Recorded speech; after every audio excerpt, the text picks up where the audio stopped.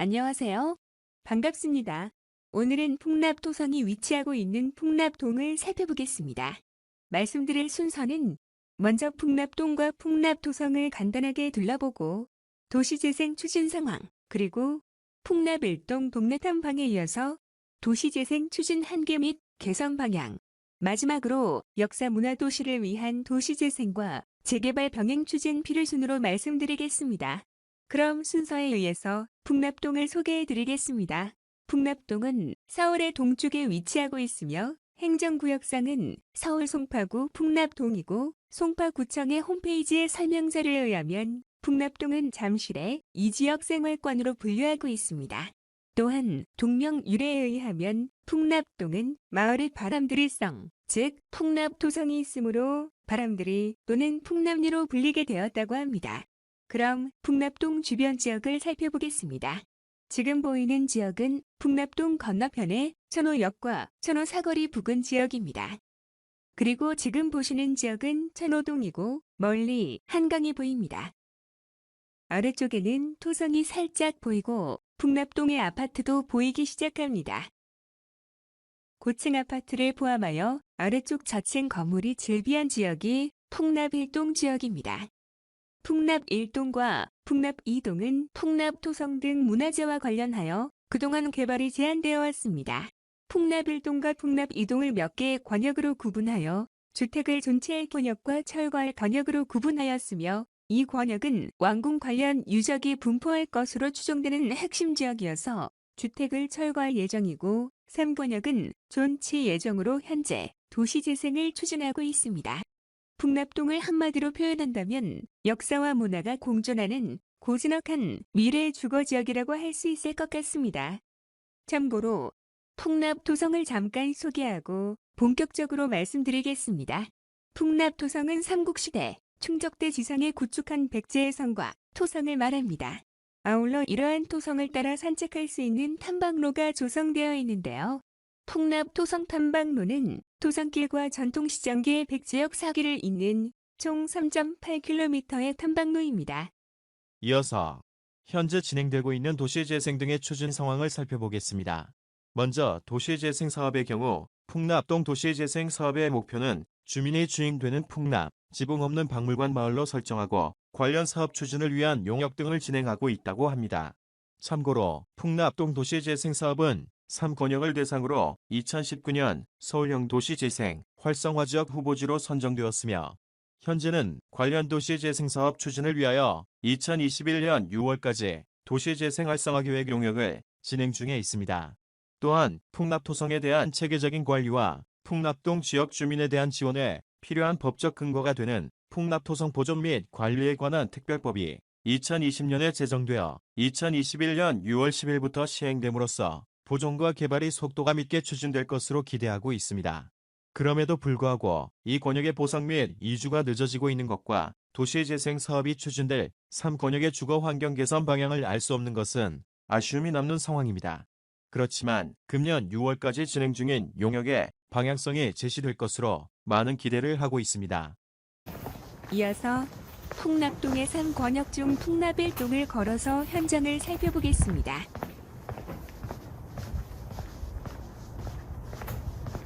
일반 저층주택 주거지와 유사한 점이 많이 있는데요. 소방차가 진입할 수 있는 정도의 도로도 있고 그렇지 않은 경우도 있습니다.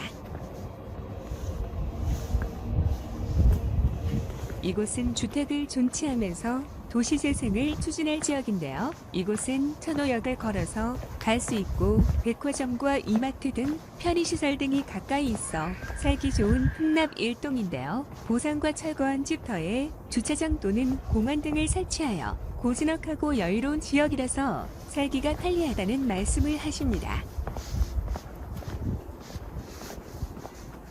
이러한 지구는 재개발 등을 통하여 주거의 질을 높이고 토지의 힐화 등을 제고할 필요가 있어 보입니다. 참고로 문화재청은 당초 이곳의 주택에 대하여 토지 보상과 이주를 하는 것으로 추진했다가 이곳을 포함한 3권역에 대해서는 건축물을 존치하는 것으로 결정하되 건축물 규제 높이를 21m로 관리하도록 하고 있는데요. 이미 보상이 완료된 주택지에 대해서는 주차장이나 공원 또는 펜스 공사를 하여 관리하고 있습니다. 이어서 문제점 및 개선 방향에 대하여 말씀드리겠습니다. 먼저 문제점은 그동안 문화재 지역으로 개발을 제한하다 보니 기반 시설도 미흡할 뿐만 아니라 노후화된 주택이 증가하고 있는 실정이며 현재 문화재로 인한 규제 정책 방향으로는 개발 여건도 쉽지 않은 상황입니다. 또한 당초 보상과 이주를 추진하여 문화재청 소유가 되어 있으나 이곳 저곳에 산지하여 자리 잡고 있는 나대지에 대한 관리와 토지의 효율적인 활용 방안도 문제가 있습니다. 불가피하게 이곳 저곳에 흩어져 있는 토지는 재개발을 통하여 환지 방식으로 일정 규모씩 모아서 활용하지 않는 한 문화재청이 보유하여 소유하고 있는 나대지를 제대로 활용하기가 어려운 것도 사실입니다. 아울러 철거 예정 지역에 대한 추진 상황을 살펴보면 보상과 이주가 계획되어 있는 이 권역에 대한 현실적인 여건도 최근의 집값 상승 등으로 보상이 계획대로 추진되기가 쉽지 않은 상황입니다. 따라서 이러한 한계점을 극복하고 제대로 된 역사 문화 도시를 조성하기 위해서는 현재 추진하고 있는 도시재생 사업과 더불어 도시재개발을 병행하여 추진함으로써 효율적인 사업 추진이 가능할 것이며 슬럼화와 주택의 노후화를 방지할 수 있고 문화재청이 보상 완료하여 소유하고 있는 나대지의 활용이 가능하며 3권역 재개발 추진 시 3권역 주민에게 우선 배정 후 전이 아파트에 대하여 2권역 철거 대상 희망자에게 우선 공급토록 함으로써 보상과 이주를 원활하게 추진할 수 있을 뿐만 아니라 그 효과를 극대화할 수 있을 것입니다. 이어서 추가 개선 사항으로는 먼저 문화재 시굴과 발굴 조사 등을 첨단화하고 그 기간을 단축시킬 필요가 있습니다. 문화재 조사 기간이 너무 많이 소요되다 보니 사업을 정상적으로 추진하기 어려운 것입니다. 따라서 이미 건축물이 지어진 도심지의 경우 첨단 장비 등을 활용하여 조사를 시행할 수 있도록 개선하고 그 기간도 획기적으로 단축시킬 필요가 있습니다. 아울러 건축물이 존재하는 경우 정밀 발굴 조사 등을 건축물이 없었던 곳과 차별화할 필요가 있으며 필요시 보상 완료하여 철거한 나대지를 대상으로 샘플링 조사 등을 통하여 이러한 문화재 조사 및 발굴 등의 절차를 대체할 수 있는 방안도 필요한 실정입니다. 그 이유로는 이미 건축된 지하는 문화재가 상당 부분 소실되었거나 존재하지 않을 것으로 추정되기 때문입니다.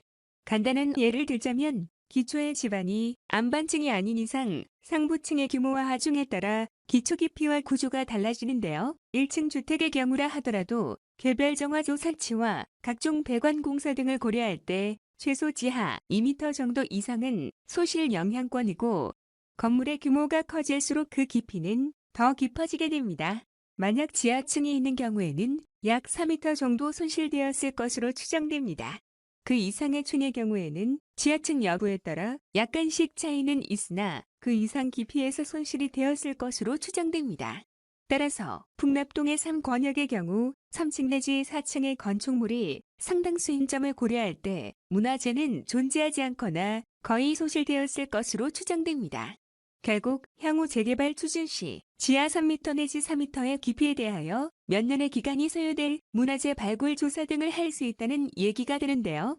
1층 수준이었던 옛날 건축 기술을 추측해 보면 잘 납득이 가질 않는다고 말씀하십니다. 사실 그동안 풍납동 문화재와 관련하여 그곳이 왕궁터라는 갑설과 홍수시 물을 막기 위해 토성을 쌓았다는 의설 등이 분분했었다고 합니다만 아무튼 노후화되어 가는 3권역에 대하여 문화재와 지역 주민이 상생할 수 있는 합리적인 대안이 필요한 실정이고 문화재 조사에 있어서도 조사의 첨단화와 조사의 특례 적용으로 원활한 사업 추진을 지원할 필요가 있습니다.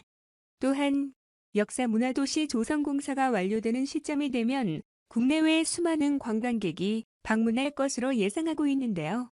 대비하여 관광객용 주차장의 확보가 필요합니다. 이 또한 재개발을 추진하게 되면 환지 처리 방식으로 자연스럽게 주차장 용지 확보가 가능할 것입니다. 또한 보행동선과 관련하여 거주자의 불편한 점도 개선해야 할 것입니다. 예를 들어 천호 1동에서 천호야까지 가까운 거리임에도 불구하고 토성이 가로막고 있어서 역까지 빙빙 돌아가는 것을 개선할 필요가 있습니다. 역세권답게 단거리로 이동할 수 있는 보행로 신설 등을 통하여 관광객 보행동선과 거주민의 보행동선이 혼합되지 않도록 조치할 필요가 있습니다. 아무튼 문화재청과 주민 등 모두가 상생할 수 있는 방안으로는 3권역에 대하여 재개발을 추진할 수 있도록 문화재청 등 관련 기관이 높이 제한과 용적률 등 건축 규제를 완화토록 개선함으로써 정상적인 사업 추진이 가능할 것이며 문화재청이 소유하게 된 난해지의 정상적인 활용은 물론이고 주민들도 제대로 된 재산권 행사를 할 수 있고 도시 미관 개선으로 역사 문화 도시의 위상을 제대로 갖출 수 있을 것입니다. 이어서 결론을 말씀드리고 마무리하겠습니다.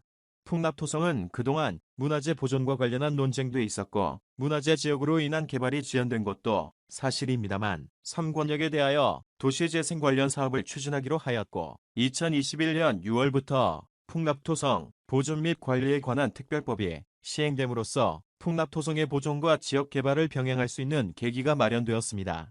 또한 그동안 한계점으로 나타난 것을 도시재생 사업과 더불어 도시재개발을 병행하여 추진함으로써 문화재청이 보상 완료하여 소유하고 있는 나대재의 활용이 가능하며 슬럼화된 지역과 주택의 노후화를 방지할 수 있고 3권역 재개발 추진 시 3권역 주민에게 우선 배정 후 잔여 아파트에 대하여 2권역 철거 대상 희망자에게 우선 공급토록 함으로써 보상과 이주를 원활하게 추진할 수 있을 뿐만 아니라 주변 지역을 포함하여 도시 이미지를 향상시켜 관광객에게 좋은 이미지를 줄 수 있고 그동안 지지부진했던 사업을 효율적으로 추진할 수 있으며 그 효과 또한 극대화될 것입니다. 아무튼 그동안 문화재 등으로 개발 여건이 어려웠지만 이제는 체계적으로 개발을 할 수 있는 법적 근거가 마련되었으므로 5년, 10년 중장기 계획 등을 준비하여 체계적으로 추진해 간다면 성공적인 역사 문화 도시가 조성될 것으로 예상됩니다.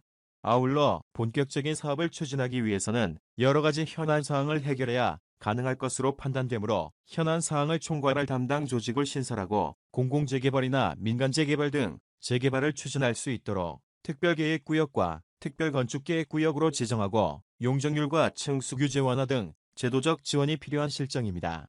사실 지금부터 재개발을 추진하더라도 현안 사항 해결에 많은 시간이 소요되어 최소한 10년 이상 소요될 것으로 예상되므로 도시재생과 병행하여 재개발을 추진할 필요가 있는 것입니다. 아무튼 도시재생과 재개발을 병행 추진함으로써 공공성과 역사성 그리고 디자인이 살아있는 멋진 역사주거 문화 도시가 탄생될 수 있기를 기대합니다. 끝까지 시청해 주셔서 감사합니다.